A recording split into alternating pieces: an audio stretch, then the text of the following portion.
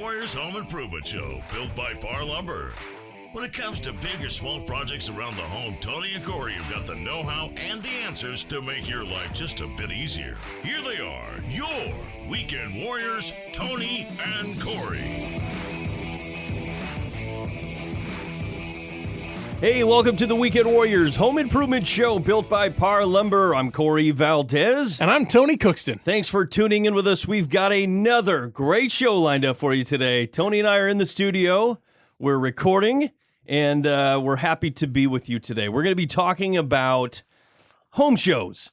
We are going to be broadcasting live from a home show in Eugene or Springfield. Yeah. In a couple weeks. Yeah, it's called the Builders and Remodelers Expo, Building Expo or something like that. The Lane County Home Building and Remodeling Expo. It's going on February 22nd and 23rd. Tony and I are going to be there. You can come down and see us. Hopefully in a little bit, we'll be calling Howard down there. He's with 1120 KPNW. That's our local affiliate there.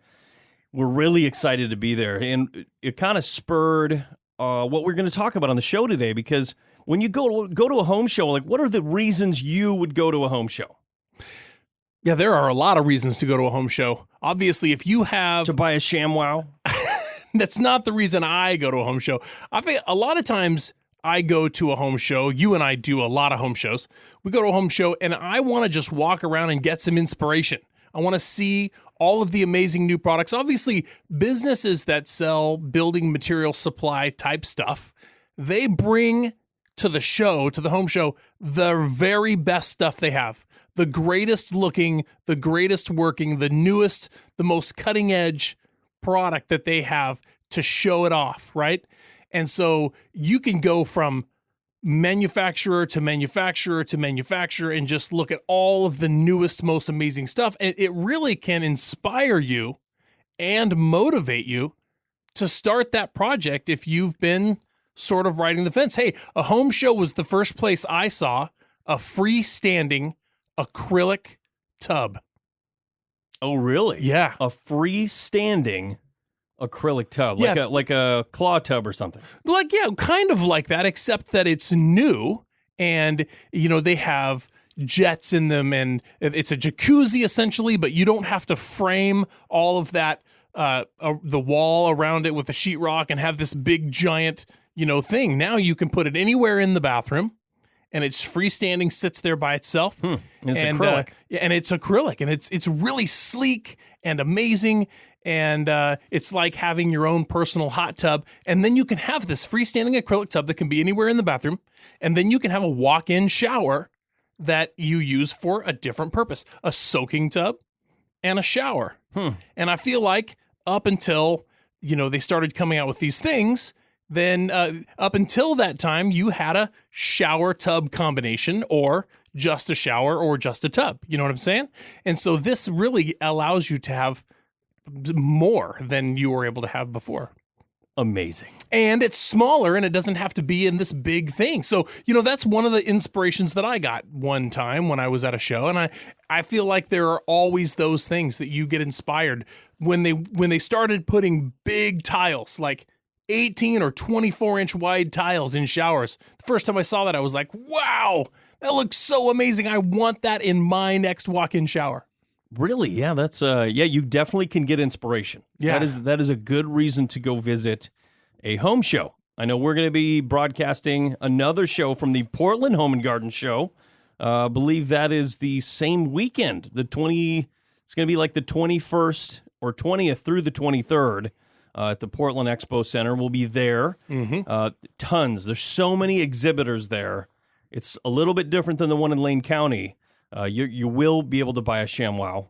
Probably, yeah. And probably some magic mop or something. That reminds me, and it's another one of the reasons why you go to a home show. A lot of times these manufacturers and suppliers, they come with show deals. If you come to this show and you make this commitment or you buy this thing, we're going to give you this percentage off, or we're going to throw this in for free, or whatever. Show deals that you don't get after the show is over. Show discount. Yeah, show discounts. It's a real thing. And if you are serious about starting a project and you have your budget in place or you have your funding available to you, you could go and really save some money at a home show. Yeah, you make a good point there. But another really good reason to go to a home show would be to meet contractors, to meet potential contractors that you would like to hire to work on your home. It's kind of like car shopping. You go out and you have to go to all these different dealerships all over the countryside looking at cars. If you don't know what you want, you got to go to all these places. But if you go to a car show, you can look at all of them in the same place. Yeah. That's what the home show is about. There's a lot of contractors that you can interview, talk to, see if you mesh well with. That's one of the biggest tips that we give out on the show when hiring a contractor. You're going to be living with that person practically for months. And if you don't get along with them really, really well and have them understand your vision, then it's going to be a disaster. You're not going to get what you want in the end.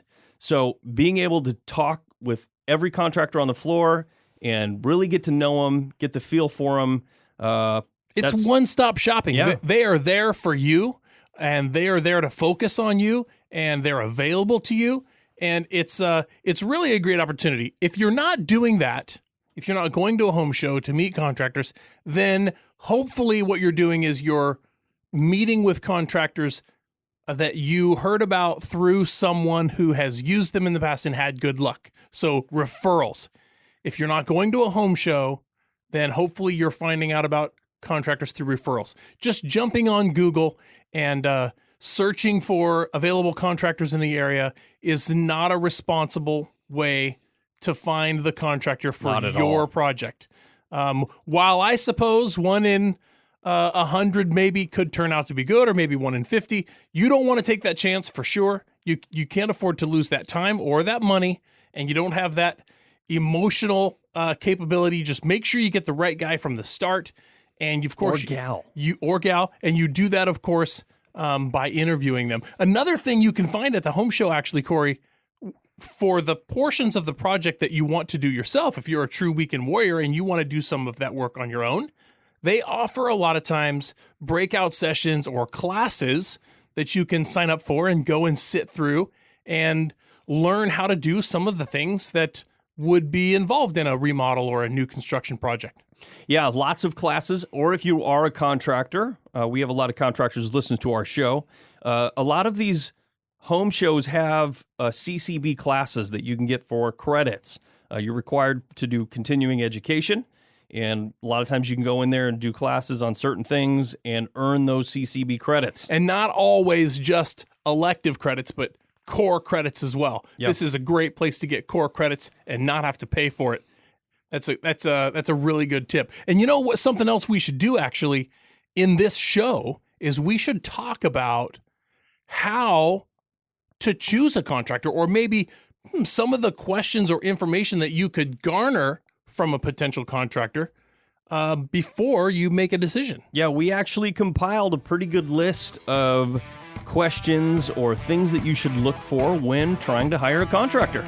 But before we get into that, we got to take a quick break. And when we come back, Howard Galvin from the HBA in Lane County. You're listening to Tony and Corey, your Weekend Warriors. Don't go away.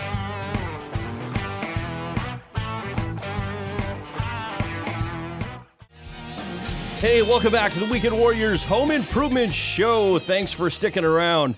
Today, Tony and I are talking about home shows. We're going to be broadcasting from a couple of them coming up here in the next couple of weeks. And we've compiled a list of potential questions that you would want to maybe ask a contractor. If you're looking to hire one, there's a lot of things that you need to take into consideration. But if you haven't already, go check out our Instagram and Facebook. We're at WW Home Show.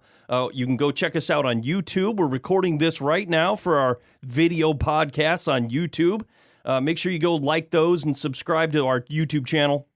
If you have any questions or comments, you can go over to our website. You can go to parr.com. That's PARR.com. Click on the Weekend Warriors link. That'll take you over to www.homeshow.com, which is our website. And there's some contact forms there if you want to email us. We love hearing from you, getting your questions and comments. A lot of times we'll talk about them on the air or just reply right to your question there. So today, Tony, we should probably get old Howard on the phone. Yeah, we absolutely should. Howard Galvin, again, is he's with the HBA, the Home Builders Association in Lane County, and he's also works for one of our affiliate radio stations, KPNW, and he's been in the business for a long, long time. He's a fixture at the HBA, and he has helped to plan and execute home shows in that area for a long, long time. He's got a lot of really good information, and we're actually excited to get him on the show and talk to him for a minute. Yeah, let's see if we can get him on the phone here. All right, so we've got a special guest on the phone. We've been trying to get a hold of him, and we've gotten through. His name is Howard Galvin. He's with 1120 KPNW. It's our affiliate in Eugene. Yeah, very and, cool. We're going to talk to him about the Home Building and Remodeling Expo that we're going to be at here in a few weeks. Yeah, that's right. Howard, are you there? Yeah, I am here, and we're excited to have you guys come down to Eugene for the Home Building and Remodeling Expo. That's coming up on February 22nd and 23rd. That is, we are so excited. Tony and I are going to be there on Saturday. We're going to be recording our show. Can you give everyone the address down there? Well, it's at the Willamette Lanes Bob Kiefer Center, which is, forgive me if I'm wrong, but it's 320 South 32nd Street in Springfield. It's easy access from I-5 if you're coming from out of town. So come on down and see us. We'll be there Saturday and Sunday from 9 to 5. Now, you also are on the board, or at least have some long-time affiliation with the HBA there in Eugene? That's correct. I've been a member of the board of directors for about 10 years. And in fact, I've been named a lifetime director. And so I'm very involved in the HBA. I believe a lot in what the Home Builders Association does, because we're working to find, workable solutions to the housing crisis here in Eugene.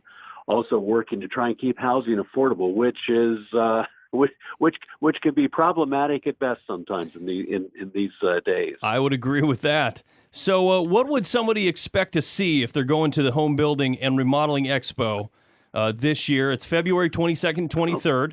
What would somebody expect to see there? Our show is a little different from your normal home improvement shows or home shows. You're not going to see a lot of the ancillary businesses. Like you're not going to get, the steam vacuum people or the spice things. What we have is a very dedicated and very narrowly focused show. We have the best builders and remodelers coming in, and they'll be there. And our show is not crowded. It's not elbow to elbow like it is at some of the other home shows. So the neat thing about our show is that you can actually sit down and talk to a builder.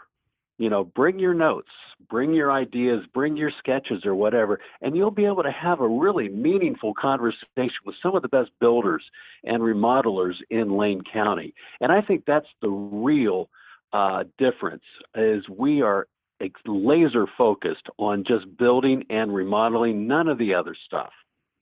That sounds absolutely fantastic. Tony and I are so excited to be there. We're going to be there on Saturday, February 2nd. So you can come and meet us. You can see us and maybe ask some questions. And if you're really, really nice, maybe you can get on the air with us. Yeah. You might even leave with a hat. You just never know. Hey, well, I'll tell you what. Somebody may leave with a $1,000 Parr Lumber gift card. So when you come in, you'll be able to text and register to win. Well, you just won't be able to get a ShamWow, but maybe you can get a $1,000 gift card. And I think you should come down and take a look. Thanks, Howard, so much for hanging out with us. We will see you in a couple weeks on February 22nd at the Home Builders and Remodeling Expo. Thanks for having me. Yeah, Tony, I'm really excited to hit that home show. That'll be a lot of fun. Hopefully some of our listeners down in Springfield, Eugene area listening on 1120 KPNW will come on down and see us. We'll be happy to answer questions live right in front of you. We'll be talking with people, working that booth for most of the day on that Saturday. Yeah, I like what he said about getting FaceTime with the contractors. They're there for you, and this is an opportunity for you to get right to their booth, and you can take a look at pictures probably of some of the projects that they've done in the past, and they're there to answer your questions and decide whether or not they would be a good fit for you in your next project. It's really a huge opportunity. One-stop shopping. Everybody is there. The products are all there. Real good inspiration and motivation. You shouldn't miss it. It's a good time for sure. I agree. So let's go through this list that we compiled. We've been talking about, interviewing potential contractors, and the most important thing to me is that you hire a licensed, bonded, and insured contractor. Doesn't matter who they are. I mean, they could be the best person in the world, but if they're not a licensed contractor, you could be in a lot of trouble. If they're working on your property, they slip and fall, that's your responsibility. They have to have their own insurance, liability, and workers' comp. That protects you and it protects them. You're also looking to find out if they're bonded. I think any contractor that's going to be a member of the Home Builders Association, that's going to be at a home builders show like that, is going to have this. So I don't think that's one of the things you have to worry about. If you did want to check it, there are ways to check any contractor's license. You can go in Oregon. If you search Oregon CCB search, or even in Washington, you can do the same thing. And you can just type information about them. You can type in their phone number. You can search their first name or last name or company name, and it will pull up their information. It'll have, if they're have an expired contractor license, it'll tell you if they're licensed and bonded, and it'll have those policy numbers on there. And you can even call those companies to make sure that they're up to date on their payments. Right. Sometimes information gets, goes through the process slowly, and, you might get caught there. So you can, if you're worried about it, you can call and double check those companies and make sure that those policies are in place before you hire that contractor. There are a lot of really good contractors out there that work hard to be above board, doing everything right the way they're supposed to be doing it. They're dependable, honest, loyal. They're charging competitive prices. And then a lot of times the hard work that those guys are doing is overshadowed by the few contractors that are out there that aren't doing it right. And it's the same way in every business, in my opinion. There are guys that are in the business to do it right and ethically and morally. And then there's going to be some in there sprinkled in that just don't care about that stuff. And the reason why we say check the CCB, check the bonding, check the license, right, is just to keep the honest guys honest. That's it. So that you're not getting wrapped up with somebody that you don't want to. And that's it. There's not a lot of that going on out there, but it's out there. And you don't want to be the one who pays the price. Well, and most of the times those sorts of contractors are hanging out on Craigslist. Right. Yeah. You won't probably find something like that at a home show. The guys that take the time for the home show care enough. All right, we're going to take a quick break. When we come back, more questions to ask your contractor. Listen to Tony and Corey, your Weekend Warriors. Don't go away.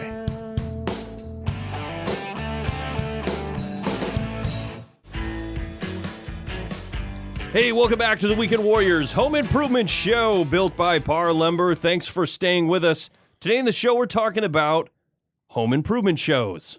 I guess like ours, except in the expo centers and in the home and garden shows, sorts of things. The reason you would go to one of these things would be to meet a contractor. Yeah. And that's we kind of compiled a list of maybe questions or things you should consider when looking to hire a contractor. In the last segment, we talked about obviously making sure that they have a license and a bond. You want to make sure they're licensed and bonded and they have insurance, both liability and also workers' comp. Yeah, and Tony, the difference between license, insurer, and bonding, if you want to make sure that your contractor is insured, and that will protect you if they fall or anything like that. They have workman's comp, that sort of thing. But a bond is different. A bond is kind of insurance against a contractor that would maybe be shady, maybe did subpar work or shoddy work or didn't finish your project, or let's say bought a bunch of material, you got leaned against by the material company that he bought all the material, he or she bought that material from, and never paid for it. Well, you can file a claim against their bond to recoup that money. Yeah. Yeah, there's a lot of those things. Of course, somebody falls and gets injured, or if you get injured, or of course, if some damage is done to your property, those are the three things that get covered: injury, damage to property, and of course, Right. Liability or bonded in case he does something wrong or doesn't finish. Right. So let's talk maybe about some questions. Maybe you're walking around the home and garden show or the Lane County Home Building and Remodeling Expo here in the next couple of weeks. We're going to be there. Say you're walking around and you're wanting to interview some contractors, and you walk up to one, and what's the first thing you would say? Well, I mean, the first thing I would say is I've got a project coming up that I want to do, and my time frame is maybe in this area right here. How busy are you, and would you be able to fit me in? And do you take on projects like mine? Yeah, that's a very good question, because I think some people assume that when you go to a home builder show that they do everything. But that's not always the case. And depending on what type of contractor you're hiring, they may be good at what you want them to do, or they may not be good at what you want them to do. Right. You wouldn't want to hire a landscaper to do your bathroom, Right. or you wouldn't want somebody that does concrete patio work necessarily to do a foundation. Right. Not necessarily. Right. Maybe. Maybe a concrete guy does flat work and foundation work, Right. but also maybe not. Some contractors specify very finely what they do and what they're good at. Some contractors are what's called general contractors. That might be a question that you would want to ask them. Are you a general contractor, or will you be doing the work? That's probably a misconception among people. They think that when they hire a contractor, that person is going to show up at their house, Strap on some bags. with bags, and go to town. Right. That is not the case, I would say. A lot of the time. Majority of the time. Right. You're hiring a general contractor. They show up with their subs, and they work through the schedule with you. They choose all the correct materials, and they hire people to do those jobs and ensure that they're done correctly. Right. And that you're happy in the end. Very common. Very common. Although you do have the people that strap on the bags and do the project themselves. You're literally dealing with the person that's doing the work. If either of those things are important to you, that would be a good question to ask at that time. Talk about your project. Hey, I have a bathroom remodel. Do you have references for bathroom remodels that you have done? That's a very valid question. Absolutely. If you hire a contractor that's never done a bathroom, you're asking for trouble. Because here's his answer. A lot of times, if in a down market or a tight market where a guy's really looking to get some more work, his answer is going to sound something like this. Oh, sure. We could probably do that. Totally. I mean, he doesn't want to turn away your business, and he's thinking, well, I mean, I can do this other stuff. I'm sure I could put that together or get that done. That's where you want to see pictures or get references for projects that are similar to yours so that you know he's experienced in that area. I can't say this enough. It is important that if you hire anybody, any contractor, and you ask for references, that you call them. Yeah. You look at pictures that they've done, and you call the references and ask questions like, were they on time? Did you finish in your budget? Were there any surprises? Did they do a lot of change orders? Some contractors sometimes will come in really low on a bid. They'll give you a bid and you think, man, this is a really good price. Every contractor, this is my 5th contractor that I've gotten a bid from, and they are by far the lowest. And then you get the job done and you've been change ordered to death because they've left out things out of their bid. They've, they didn't include something, or they've excluded something that you didn't think was important. And lo and behold, it's very important. They may have viewed the result of one portion of the project differently in the way that you reviewed it. You may both describe it the same way, but you're imagining two different things. That happens all the time. I tell you what, if you're going into a contract with a customer, that contract, or with a contractor, that contract is everything. And you will get nothing for free. Nothing. And if you think you're trying to get one over on them, it's a bad deal for you, because they won't do it. Right. I hear this so many times from my customers who are contractors, that people will, say, well, I wanted it this way, and that was what I was thinking, and you should have done it that way. It's like, well, no, the contract says this. So if you want it that way, you can have it. You're going to pay for it. Right. So it's important to deal with a contractor that you mesh with, that you're communicating with on the same level, and that you know that you're on the same page. Yeah, it's a big deal, because there's a real disparity between what you ask for and what you wanted. Right. You know what I'm saying? And it all comes out in your ability to describe what you're talking about, and the contractor's ability to understand what you're saying, and that you come together in an understanding, right? That where you guys are both on the same page. That's very important. Communication with your contractor is utmost important. Right. This is what you find out when you interview a contractor and you say, here's some questions, and he answers, and he sounds very educated. He's confident. Or she's confident. The contractor will leave an impression on you, and that impression is going to help you determine whether you go forward with this person or look for another solution. Right. And but again, the most important thing, call those references. Have a list of questions that you're going to ask them, and ask for pictures. Right. And look through. Say, I have very specific things I want, and the quality of this is important to me. Or if it's not, maybe you're just looking for the value. You want something done and you need it done quick, and that's more important to you. So I always say, call the references. Yeah, it's not enough to just ask them if they have references, and it's not enough to just get those references. You need to speak to those people and ask them the hard questions, so that your experience going forward is going to be a positive one. Right.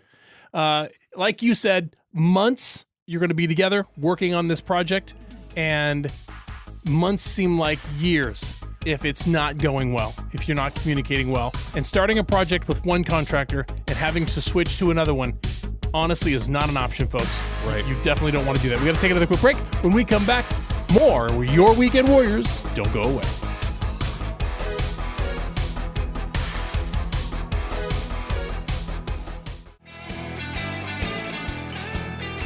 Hey, welcome back to the Weekend Warriors Home Improvement Show. Thanks for staying with us. Today in the show, we're talking about home shows. In a couple weeks, we're going to be broadcasting live from the Lane County Home Building and Remodeling Expo. And part of the reason somebody would go there would potentially be to interview some contractors or home builders. So if that's what you're thinking and you've got a project coming up, that's a really good place to go and interview them. Absolutely. And it helps to go prepared with some questions that you can ask to help you to read into the situation with that particular contractor, so you can determine whether or not he or she is compatible with you and your project. Well, let's think about this a little bit, because, both you and I have had projects. We've hired them. We've both done them ourselves. We're weekend warriors. I have a couple projects coming up that I'm starting in my home, and, there's a lot of things that come up during a remodel that you might not think of. Oh, so many. I mean, that list is probably longer than this list of questions you can ask. For instance, earlier on this week, my wife and I were doing a bathroom remodel, so we went over to the tile store that displays a lot of tile. Floor tile, wall tile, everything. We needed to pick out tile. Were you thinking to yourself that you were gonna have matching tile throughout, or are you gonna try to do a couple of different types of tile that maybe work well together? Yes, we wanted to do a floor tile, and then in the hall bathroom that we're remodeling, which we're going to be recording, we'll be doing some videos in there. But we want to do floor tile, and then we want to do tile halfway up the wall. I just have to ask this question. In your mind's eye, are you heating that floor? Not that one. Oh, But yes, okay. I will be heating my master bath, but I'll talk about that in a second. Okay.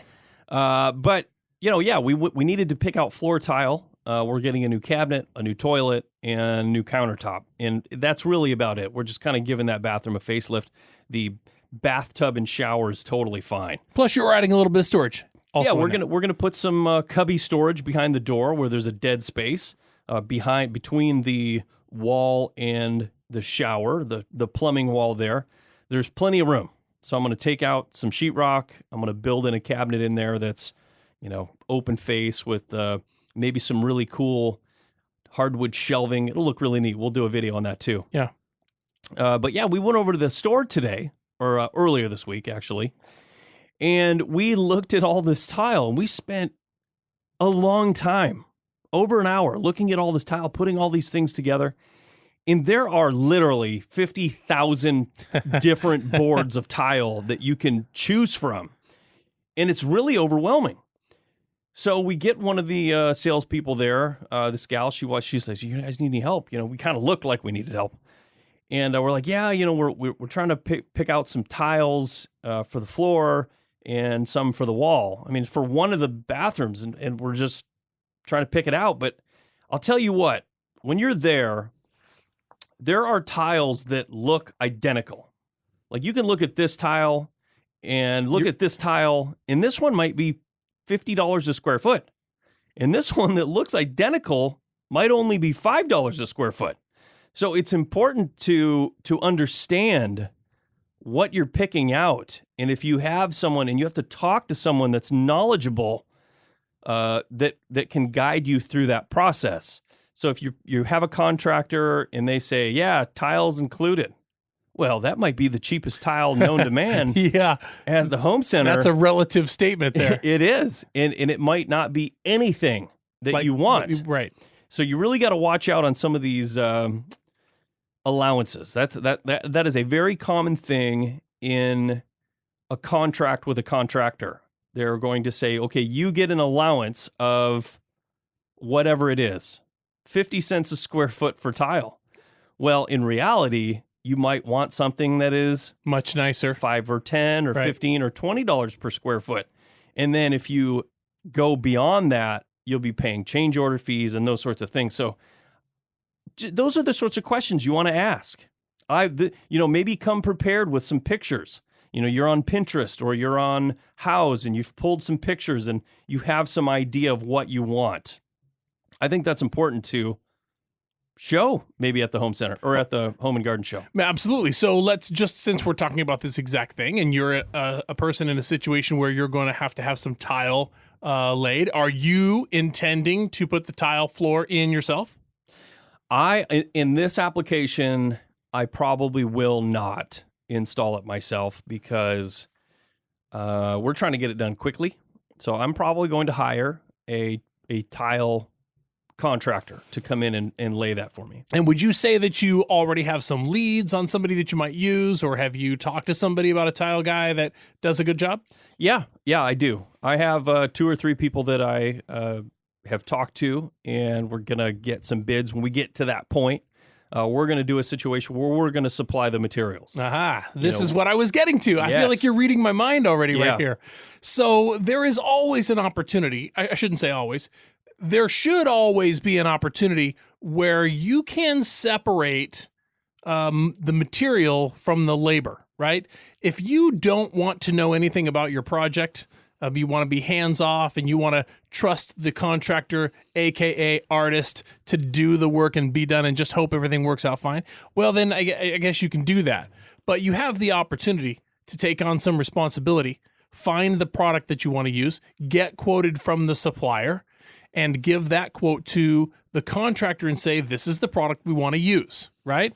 Sometimes the contractor can buy that material from that supplier if he has a relationship there, and maybe he could save you a little bit of money if he's willing to do that. But you don't have to give all of the responsibility or all of the control over to the contractor. A lot of times those contractors don't want all that responsibility. A lot of times they're like, here, this is my material list of stuff that I need. This is how many square feet of tile. This is how many lineal feet of, molding. This is how many, all of that stuff, right? That I need. You go pick out what you want and I'll install it. Yeah, that is definitely a method. You want to kind of be careful. I had a friend of mine who recently did that. They went to the store, they picked out all the tile, they bought it, brought it home, and then they went and shopped for contractors. They found one that they really liked, and this person came in, looked at the tile that they bought, and he said, "Oh no, I'm not installing that tile. That is not the right tile. You don't want to use that on the floor. You don't want to use that there. And I'm not putting my name on it." Yeah, that's really cheap stuff. You don't want to use it. Yeah. So they had to take all that stuff back and return it to the store. Which it sounds like was the right solution. It really was. They're very lucky to have a guy who comes in and says, hey, you don't want to put that stuff down. In the long run, it did turn out to be a good thing. But imagine their frustration. Exactly. Kind of put the cart before the horse there. Yeah, absolutely. But I do feel, I feel firmly that you should take an active role, especially in choosing the materials that are going to be used, especially when they're finished materials like tile, countertop, cabinet. Absolutely. But depending on the contractor, they may use a designer. I have a really good contractor that one of my customers, who's a custom home builder / custom remodeler, and they have on staff designers. And when you go in and you hire them, you sit down with their designer first, and you know exactly what you're getting, what you've chosen, what you've picked out, down to the color. And then they come in and get it done for you. And honestly, that's a pretty slick way to do it. Well, there's no doubt. And here's the thing about that contractor with the designer and that relationship built in. That guy or gal is not going to be the least expensive because they have value built in to what they're bringing to this scenario. They're bringing stability. They're bringing information. They're bringing ease. And that's honestly going to be a little more expensive. One of the things that you'll miss out on if you're always choosing the least expensive option. Right. And convenience and stability and all of that comes at a price, and that's life. Well, sometimes the cheapest option, though, turns out not to be the cheapest option because you might think that you're getting it cheap, but in reality, because of all of the things that you want or the changes that you've made, it ends up costing more. We actually talked to a general contractor, a very big general contractor in Portland area one time, and they said they actually put their name on it that said working with a designer up front to make all of those choices is actually less expensive than trying to work through it at the time. Less expensive than making the wrong choices and having to fix it. Yep. And then ultimately ending up where you would have been if you would have went with the designer's because choice to be hiring a designer isn't that expensive. Yeah. Especially if there's a relationship already. We're going to take another quick break. When we come back, more Weekend Warriors. Don't go away.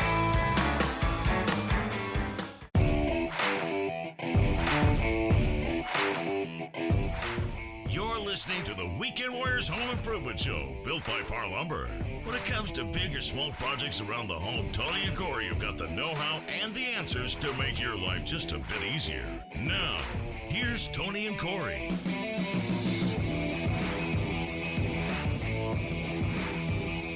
Hey, welcome back to the Weekend Warriors Home Improvement Show, built by Parr Lumber. I'm Corey Valdez. I'm Tony Cookston. Thanks for sticking around with us today. We're talking about contractors. We're going to be broadcasting live from the Lane County Home Building and Remodeling Expo. We talked to Howard Galvin earlier. He's with 1120 KPNW. That's our affiliate down in the Springfield, Eugene area. We're on the 23rd, the 22nd and 23rd of February. We will be broadcasting on that Saturday from the Lane County Home Builders and Remodeling Expo. So make sure you come and say hi. It's going to be a super busy weekend that weekend It is. because before we go down to Springfield, we will be at the Portland Spring Home and Garden Show Right. at the Expo Center in Portland.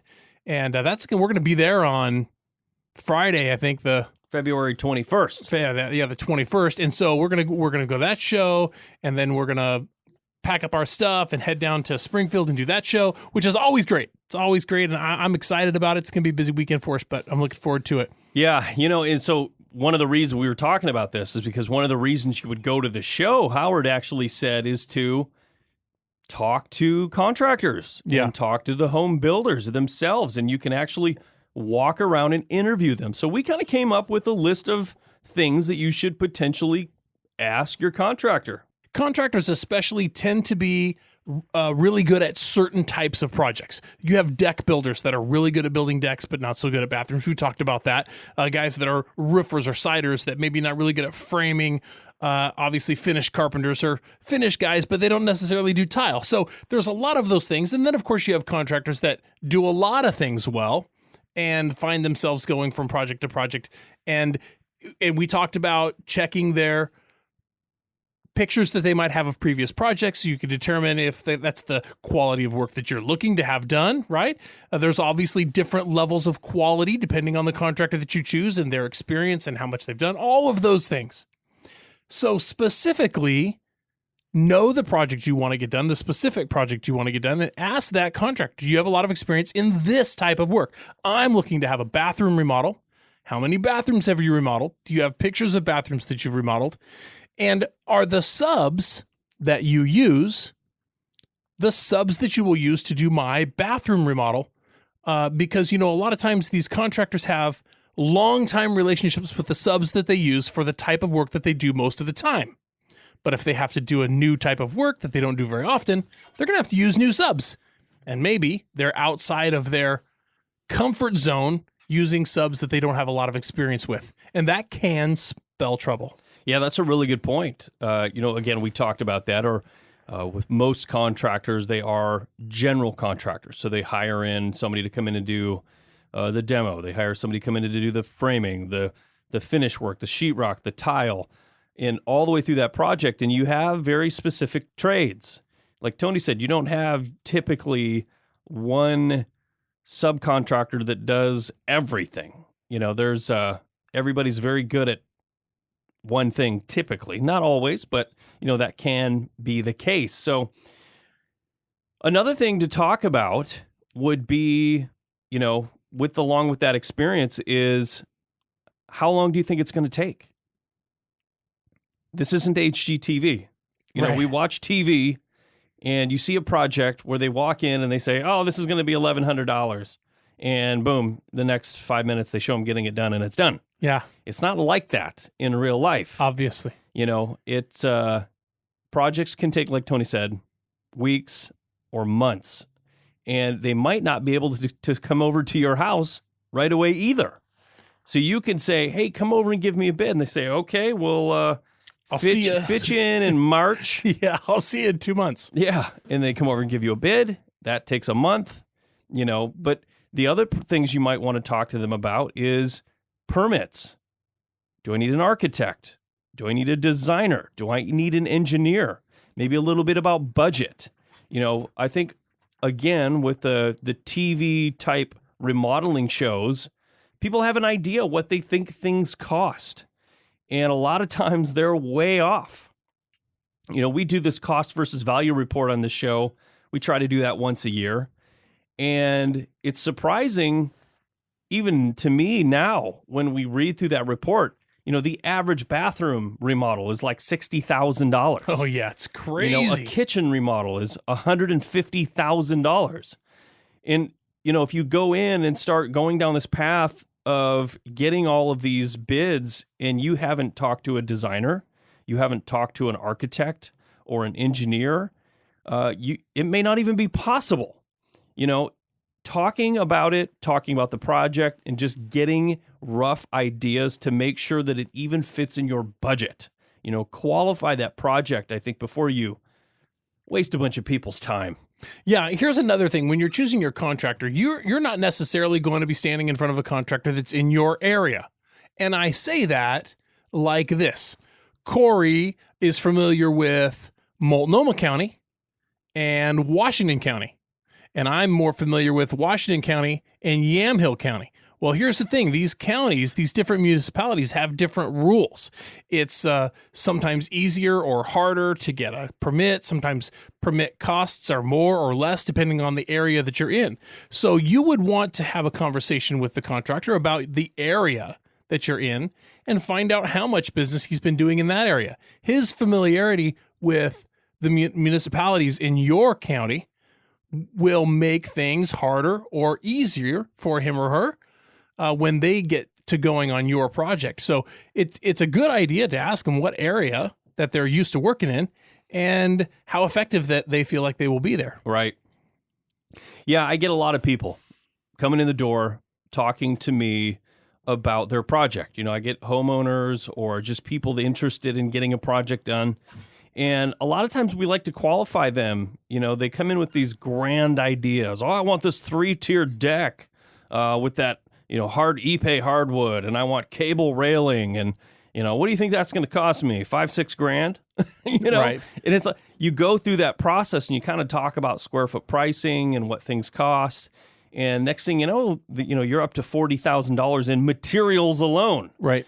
and they back it down, and you know, they come down to a compromise of reality, and it's kind of the same thing with a contractor. I mean, their time is worth money, and I feel like if you go in there and not have any of your own homework done, that it's kind of not worth it. Right. You Yeah. know? I mean, it's certainly it's going to tell them a story. And because here's the thing. If you think you're interviewing the contractor and that's the end of the story, Right. it's not the case. The contractor is also interviewing you. They don't want to put themselves in a situation where they are going to hear what you say and do what you ask and then find out that you didn't have a really firm grip on what you really wanted, and now you're blaming them or asking them to redo it, and that's going to upset their schedule or their budget, and they don't want to get into those situations. They want it to work smoothly, just like you want it to work smoothly. Absolutely. You're so right, Tony. I've talked to so many contractors who have told me that exact same thing, that they will not take jobs if they deal with a certain type of person who will treat them poorly. They won't even take the job. Right. All right, we got to take another quick break. When we come back, more with Tony and Corey. Don't go away.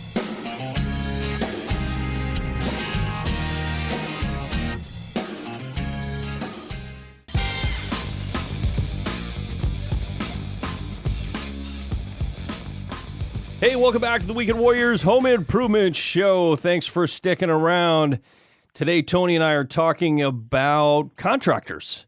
We're going to be broadcasting our show live, or I guess recording it live, look live at the Lane County Home Building and Remodeling Expo down in Springfield, Oregon. So if you're going to be around there on February 22nd, come on down and check us out. We're also going to be at the Portland Spring Home and Garden Show at the Portland Expo Center, Portland Metropolitan Expo Center, and that's going to be on the Friday before the 21st, I guess. Friday, February 21st. Friday, February 21st. We're going to be there, so you can come and check that out. We'll have hats. Yeah, we probably have hats. Just don't ask us while we're talking. Yeah. While we're recording. Yeah. Wait till we're done. It happens, doesn't Yeah, it? It happens Yeah. all the time when we're recording live. People will walk up to us. It's just start talking. Excuse me. Yeah. I see you talking, but I want a hat. I see that you have a headset on and you're speaking into a microphone, Right. and you're probably on the radio, We might give you a dumb look like, but I'm going to talk to you right now anyways. Yeah. Shoot. Or we'll throw the We hat. want to talk to you. We do. We just have to be not on the radio in that moment. Right. But the home shows are always fun and a great opportunity for everybody to help prepare for a project that you might be starting. Right. And one of the biggest benefits of the Home Building and Remodeling Expo in Springfield is that the contractors are available for you to talk to. Howard said that it's not very busy, and you have the opportunity to physically talk with these contractors and ask questions. Also, they limited invitations to their show by not inviting let's say, he said ancillary products that aren't directly related to building, new construction and remodeling. Right. So every opportunity you get is going to be poignant. And you won't be buying candles. Right. You won't be buying miracle cleaners.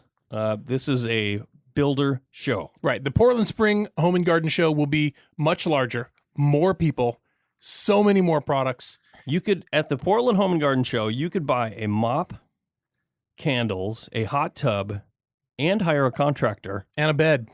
And I'm sure a beer. Well, probably. All in the same place. Yeah, all in the same place. It's a big thing. But it comes with a lot of perks and opportunities as well. And we're talking about some of those now. Exactly. We're talking about hiring a contractor and maybe some of the important things that you should talk with that contractor about before you hire them. And honestly, one of the most important things, number one, is that they're licensed and bonded. And insured. With liability and workman's comp. Yeah. That protects you if there's any injuries or anything that goes wrong where there's medical required. That covers that. Yep. But the bond is a little different. And we wanted to take a minute to talk about liens. Yeah. And a right to lien. We work for Parr Lumber Company. When we sell material to a contractor on credit, they have a credit account, and they buy that material. We deliver that out. We also go with that a right to lien notice. We submit that. We use a company that submits it, and you'll get a letter in the mail that says, this is our notice of right to lien. That freaks a lot of people out. Oh, yeah. They get this thing in the mail, and they say, what is this? I'm being lien? Parr Lumber is liening my property? Yeah. Well, that's not what that means at all. Zero. That means that we are issuing a right to lien. We are obligated. It is our duty, a Parr Lumber Company, by law, as a supplier of building materials to your job site where a lot of money is being spent, to let you, the homeowner, know of your obligation if the contractor that you've hired, who's ordering all this material, fails to pay the bill. So it happens periodically for whatever reason. A lot of materials, thousands and thousands and thousands of dollars been delivered to the job site for a project to get done. And then the contractor, for one reason or another, skips town or changes his mind or her mind or decides that this is not a project that they want to do. And then they do not pay the bill for the material. And you're, as a homeowner, as a landowner, you're stuck with both the material and the bill for the material and no means to do anything with it. Yeah. And so if you don't, or your contractor does not pay the bill for the material to the building material supplier, then they can place a lien on your property, which would disallow you to sell the property until the lien is satisfied. That's what that's about. That's what a lien is. And you, once the material bill has been paid, then you will get a lien release notice, and then that will all be behind you. It's every single project. That's how it works. If material is ordered and delivered to the job site, a right to lien notice is sent, and that is to inform you that there is this thing out there in case the worst case scenario happens. Which again is important to have a bonded contractor. If that happens, you can file against their bond to pay for that material. That's what a bond is for. Because from the state of Oregon.gov website regarding liens, property owners can be forced to pay the lien holder, the person claiming the lien, or face a potential court order to sell the property for payment. Mm-hmm. I mean, and that could be over $300, right? So you have to pay. It's your responsibility to pay it because you are entering into a contract with that contractor. They ordered the material to do that project. So it's something to protect yourself. It definitely is in place to protect suppliers and subcontractors. And I know what you're thinking. You're thinking, well, I don't want to go down that path. there are ways to get around getting a right to lien notice. Well, not good ways. No, well, there's perfectly acceptable ways. You buy your own material. Well, sure. If you're paying for the material yourself, yeah, absolutely. That is certain, or picking the material up and hauling it yourself. Right. I mean, it's still not a great solution. No, I'm just saying if that's what you're concerned about, if you're hiring a contractor, Put it on a credit card. And you don't, for some reason, you're hiring somebody you don't trust, which is weird in itself. But say you hired a contractor and you don't trust that person to order the material, get it delivered, and pay for it because you're paying them. You can either pay for it yourself, or you can issue a joint check, or request lien waivers. You know, that is certainly before you pay your contractor, make that contractor pay for the material, request the lien waiver or the lien release, and then you pay them. Yeah. It's there's ways around it, but again, hiring a qualified, licensed, bonded, and insured contractor, you shouldn't have to deal with these problems. Right. Somebody that has references that you called and checked and you know that it's going to be good, and they have pictures of previous projects that show you the quality of their work is what is up to your expectations. Those are all good tips to make the right choice the first time and not have to deal with what happens when you don't make the right choice the first time. Right. And, going back to our list, one of the questions on our list of questions to potentially ask a contractor would be, do you cover the cost of materials? There is something called time and materials, or cost plus. Some contractors operate that way. They say you buy the materials, or I order the materials and you pay for them, and I just put a percentage on that for my labor. That's certainly a way to do it.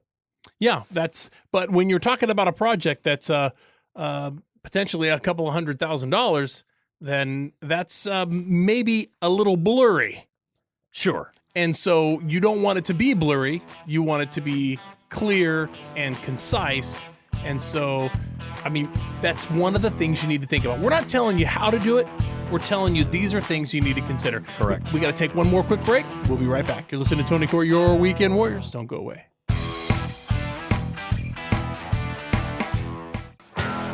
Hey, welcome back to the Weekend Warriors Home Improvement Show. Thanks for sticking around. Hey, if you haven't already, go check us out on Instagram, Facebook, YouTube, Pinterest.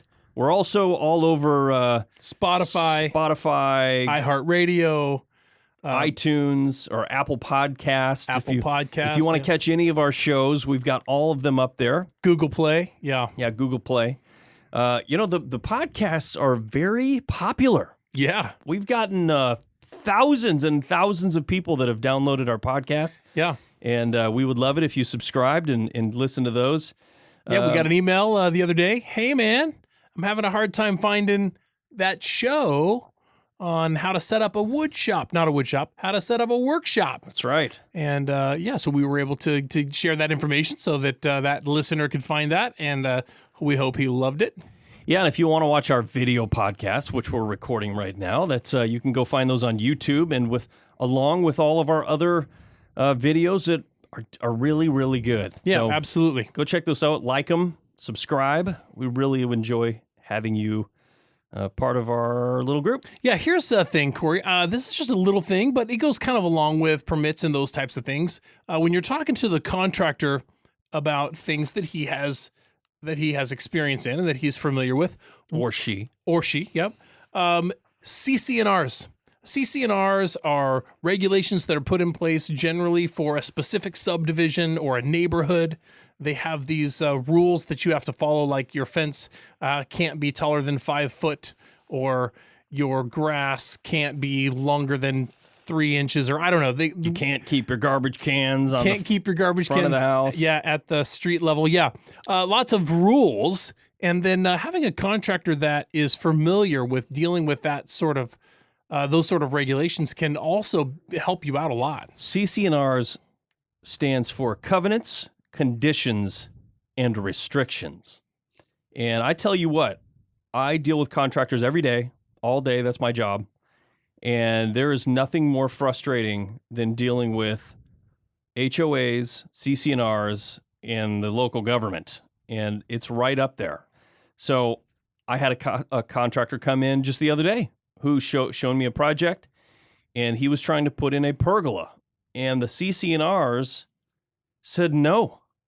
And he had to actually upsell the pergola to use this gigantic cedar, 6x6 cedar and 6x10 cedar. Instead of what he was going to build it out of, it tripled the price because of the CC&Rs, and they would not budge. Wow. They're just like, that's the way it is. You're building it that way, or you're not building it at all. I mean, this is what I think when I think about that, and when I think about living in a neighborhood that has CC&Rs that are very strict, right?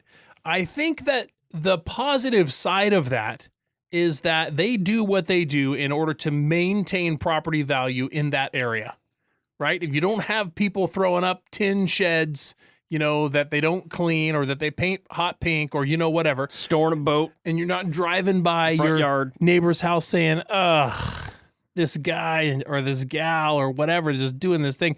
It protects you from that and it protects your investment in your home. Don't you agree with that? I do. Yes, I do. And don't you I think want it's just somebody else being the bad guy? Well, yeah. So that you don't have to? Well, yeah. I mean, I think you just have to know what you're getting into. And researching the CC&Rs or the HOA rules, understanding what you can and can't do. Some of them are like say that you can't fly an American flag. You can't, Really? You can't paint your house. You can't put anything but cedar shake roof on. I mean, some of them get to this point that are so crazy. So restrictive. So restrictive. I couldn't deal with it. Stifles your freedom. Yeah, I mean, I live in a neighborhood that is beautiful. I mean, you do. That's see my true. neighborhood. Everybody takes care of their houses. We don't have HOAs. We don't have CC&Rs. I mean, I could park an RV in my front yard if I wanted to, but I don't want to. Right. Right. And my neighbors don't want to. So I don't know. I'm not a big fan of CC&Rs, but if you live in one, you'll definitely want to hire a contractor that is familiar and then can navigate those covenants and restrictions. Yeah. Well, that is great. That's a great tip. No question. It's just one of those things that you might not think about. Absolutely. Here's another question that I think is a really good question to ask is, what about a warranty? What kind of guarantee are you going to give me after the project is finished?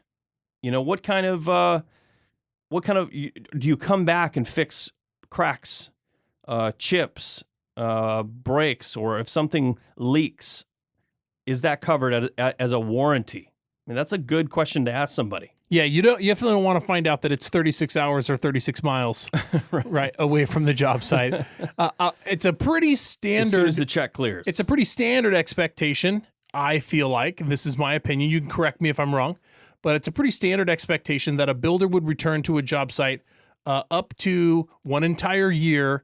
And during that year, things that seem to have not lived up to expectation or had failed or something proved to be defective or something was not working right, that they would come back and fix that. And that if it was, in fact, a defect in workmanship or installation or whatever, they would handle that at no charge. That kind of is a rule of thumb.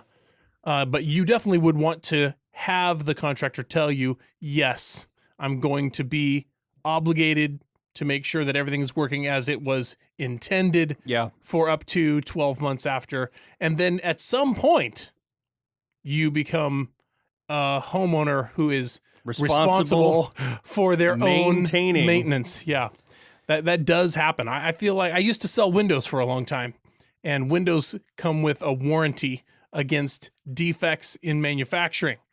And then after some time, a window fogs up, the insulated unit in the window fogs up, and it's been 10 years or 11 or 12 or 15 years or whatever, and while the window has a 25-year warranty or a 50-year warranty, maybe even a limited lifetime warranty, that's the window, but the insulated unit in there is only 1 year or 5 years. That's it, because the fact is they fail. Eventually they fail. and that is what it is. Yeah. Maybe we don't have the technology to make an insulated unit that does not ever fail. But anyways, that's why they do that. They make the warranty for that part of that thing that short period, and then everything else is the bigger warranty, or what seems like a limited lifetime warranty. So you want to know what's covered and what's not, and for how long. And yeah, absolutely. Yeah, that's a good tip. I just thought of another one. Talk to your contractor about certifications. If you're hiring a siding contractor to come in inside your home with, say, James Hardie offers a training program to be a certified Hardie installer. And the thing about James Hardie is they warranty their product for 25 years, and it's warranted for materials and labor. But if it is installed incorrectly, you get nothing. That's just the way it is with any product out there. Most all. So you want to talk to them and ask them, are you a certified installer for this product that I want? Are you a certified window installer? You know, if you're hiring somebody to install windows in your house and you say, are you certified by the company to install their specific windows? Do you use the proper sealants, the proper tapes, and the fasteners, all of those things? I mean, I don't think that's out of line to ask. It's not. It is getting pretty deep into how much knowledge the homeowner or potential homeowner or whatever is going to have, right? Without having to go to some kind of class and learn some things about stuff. Oh, sure. I'm not saying looking over their shoulder and saying, hey, that nail is supposed to be 2 inches that way. No, yeah, you don't want to be doing that for sure. But you want to make sure. Have the conversation. You're going to know when you ask them about something, right? Well, tell me about this. If they've done it before and they said, oh, yes, look, you can see that I did this, I did this, I did this, I did this, I did this. Okay, I've got a lot of experience working with that product, installing that product. You'll know as you talk to them. We got to take another quick break. When we come back, we're going to wrap this baby up. Listen to Tony Core, Your Weekend Warriors. Don't go away.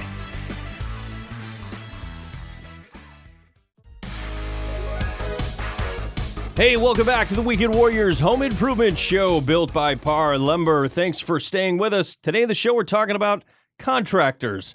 We're going to be visiting the Home Building and Remodeling Expo in Lane County on February 22nd, and the Portland Home and Garden Show on February 21st. We'll be setting up and recording live from the show. Yeah, it's always a good time to be at the Spring Home and Garden Show, whether it's in Portland or in Springfield. So many amazing things to see, so much inspiration and motivation that you get there. And then, of course, if you're ready to get started on a project, there's also an opportunity to take advantage of some show-type deals. So if you're listening on 1120 KPNW, come check us out. We'll be there February 22nd. Yeah, that's going to be it's going to be a really good time. I'm really looking forward to it. All right, so we have been kind of going over on the show things that you should do if you're going to the show and you're going to be interviewing some contractors. We were talking about some questions that you could potentially ask a contractor that are important.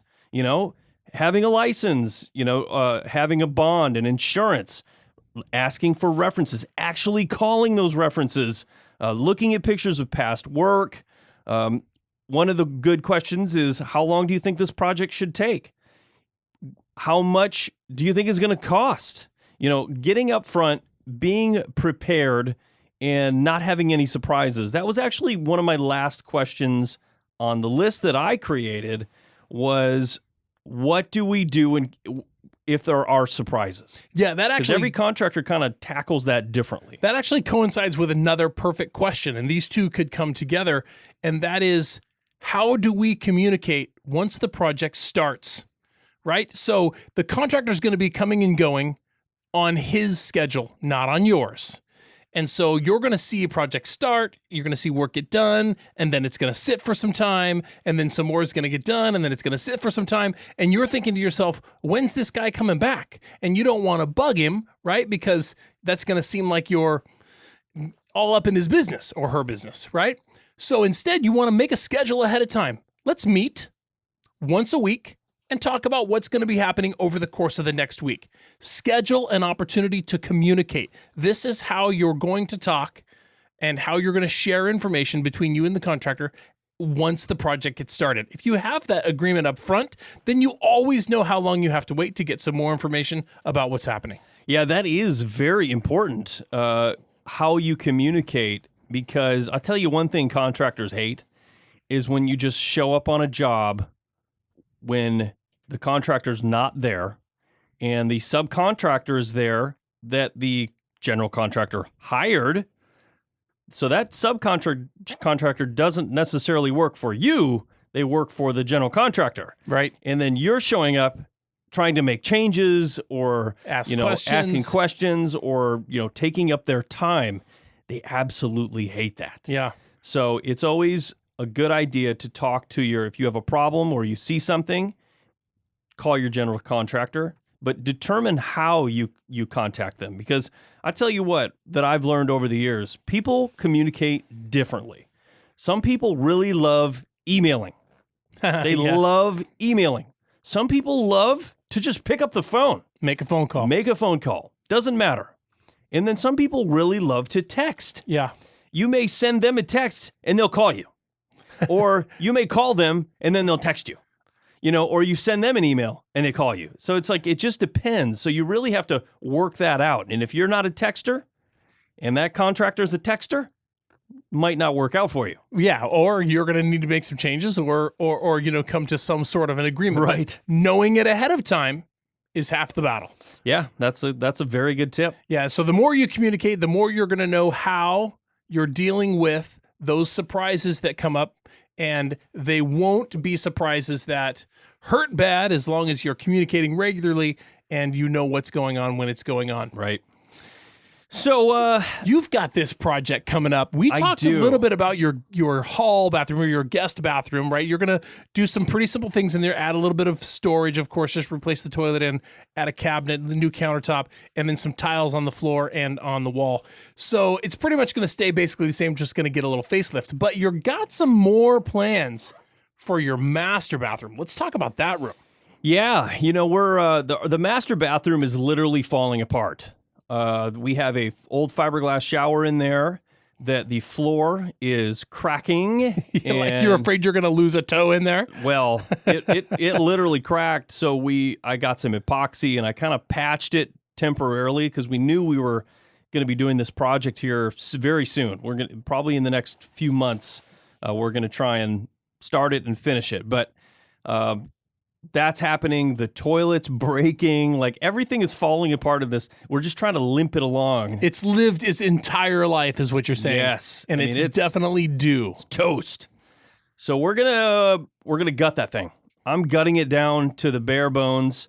One of the things that I really hate in that bathroom is it has 2 pocket doors, and one of the pocket doors has fallen off the track. Oh no. And I don't know if you know this about pocket doors, but when they fall off the track, you kind of have to cut the sheetrock out of the wall to access the pocket door to put it back in there. It's not a very easy fix. Right. And it's chintzy, it's from the 70s, and we don't even want it. So The other portion of that is that pocket door sits right on top of car decking. Old 2x6 tongue and groove car decking. Well, tongue and groove car decking is really good at one thing, and that's being strong. Right. And terrible at everything else. Right. The amount of knots and holes and cracks in that car decking, the pocket door sits right on top of it, and right under is my crawl space. Right. You're getting crawl space temperature and crawl space smells. It is a super space, highway for everything. Disgusting crawl space smell. Yeah. It just creeps up every time you turn the bath fan on. It draws air right through those pocket door frames. Oh, and I bet in the wintertime it's cold coming up out of there. Yeah. So we hate it. So we're going to gut that. We're going to strip it down to the floor, and we're going to seal that floor with something. I haven't quite determined what that's going to be. I might be able to get away with using like tar paper with tape or something. I haven't quite figured that out yet. I don't want to use anything that's going to trap moisture, but I do want... Yeah, like Visqueen, for example. Right. I want to have something that's somewhat breathable, but will also prevent that nastiness from coming up in there. The other thing is in half of the bathroom is carpet. Oh, It's terrible. What? So we're going to cut all that out, and we're going to use some sort of porcelain or ceramic tile for a floor. But while we're doing it, I'm going to put in a heated floor. nice. Yes, that is very, very smart. And, contrary to what I feel like is popular belief, everybody that I've talked to, it's not a bank breaker. No. It's really not. Yeah, I've talked to several contractors about it, and it's not that bad. It's really not that bad. It's quite cost effective. The probably the most expensive part is going to be hiring an electrician to connect it. So we have to run a dedicated 20 amp from the box in the garage all the way to the other side of the house, and they have to connect it to the thermostat and down to the actual heated mat. It's going to be electric. And it's very cool. Yeah, it's not that bad. Actually, very warm. Well, and yeah, part of the problem in that bathroom that we really, really hate too is that the floor is super duper cold, and it's always cold in there. And I think sealing it will help, but the air coming out of the heat register, there's only one in that whole bathroom. Yeah. And it's not very strong. So I think by the time he gets all the way out there, it's the furthest room. From the furnace. Yeah, From the furnace. It's way out there. So yeah, we're going to do that, and we're going to get a whole new vanity and all new sheetrock. It's going to be a pretty big project. And you did say you're going to change your shower to a walk-in shower. Yeah, it's going to be tile. We're going to do a walk-in tile shower, get rid of the fiberglass. So Wow. I'm going to hire a contractor to do the shower pan, and the tile work. I may do some of the tile work. I'm pretty good at tile. I may do it, but I'll more than likely will pay somebody to do that portion. So I'm in the market. I've interviewed some tile people already, and I've gotten some recommendations from some good contractors of mine.